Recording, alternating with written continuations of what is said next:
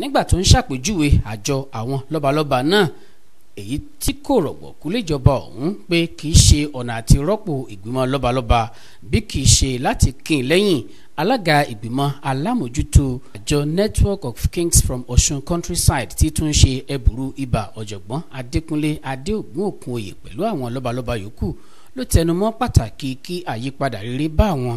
èèyàn tó wà lẹ́sẹ̀ kúkú pàápàá ìgbáyégbádùn àti ìdàgbàsókè wọn. Wọ́n fi kún pé àjọ náà jẹ́ èyí tí wọn yóò fi máa ran agbègbè kọ̀ọ̀kan lọ́wọ́ yàtọ̀ sí fífi máa wá ìṣọ̀kan láàrin àwọn lọ́balọ́ba, yóò ṣàtúnṣe sí ojúṣe àwọn orí adé láti jẹ́ kí ọ̀kọ̀ọ̀kan wọn máa lapa rere nídìí ìmáfi àtìlẹ́yìn wọn fétò ìjọba gbogbo fa ìdàgbàsókè tó lọ́rìn fáwọn èèyàn lẹ́sẹ̀ kúkú. Nípa ọ̀rọ̀ ìlọsíwájú ìgbèríko, iṣẹ́ ọ̀gbẹ̀, iṣẹ́ àgbẹ̀ àti àwọn nǹkan tó jọ bẹ́yẹn, ètò ìwòsàn, ẹ̀kọ́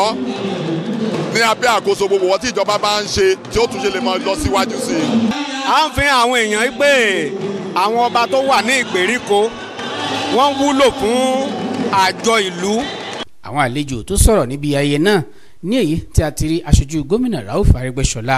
Aláàfin Ọ̀yọ́ Ọba Lámídì Adéyẹmí àti Ọọ̀ni tilẹ̀ Ifẹ̀ Ọba Adéyẹyè Ògúnwùsì ló lu àjọ náà lọ́gọ̀ ẹnu tí wọ́n sì ṣèlérí àti máa lọ́wọ́ sí èyíkéyìí ìgbésẹ̀ àti ìlànà tó lè mú kí ìṣọ̀kan àti ìdàgbàsókè bá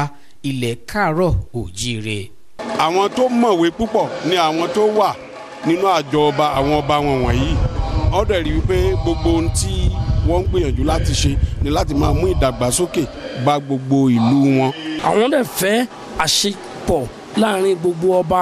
nílẹ̀ Yorùbá ní Nàìjíríà lápapọ̀. Pé àwọn ọba ń kóra wọn jọ fún àǹfààní wọn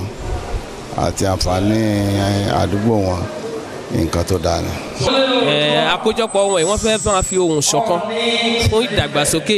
gbogbo àwọn ìlú tí wọ́n ń jẹ ọba lé lórí. Lára àwọn ètò ọlọ́kan-ò-jọ̀kan tó wáyé ní ìbúra fáwọn ìgbìmọ̀ alámòjútó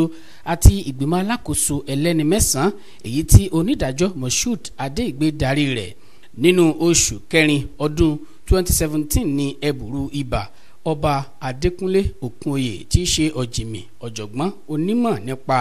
ìbáraẹnisọ̀rọ̀ ìgbàlódé tí a mọ̀ sí ICT fi èrò rẹ̀ léde fáwọn orí adé kan lórí ọ̀nà àti pawọ́pọ̀ wá ìdàgbàsókè àti ìlọsíwájú fáwọn agbègbè tó wà lẹ́sẹ̀ kúkú èyí tó bí ayẹyẹ náà. Àjọ Network of Kings from Osun Countryside náà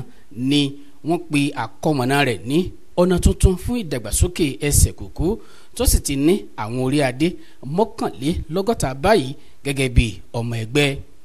Láti Òṣogbo, Tọ́pẹ́ Àlàbí ló ń jábọ̀ ìròyìn fún iléeṣẹ́ NTA.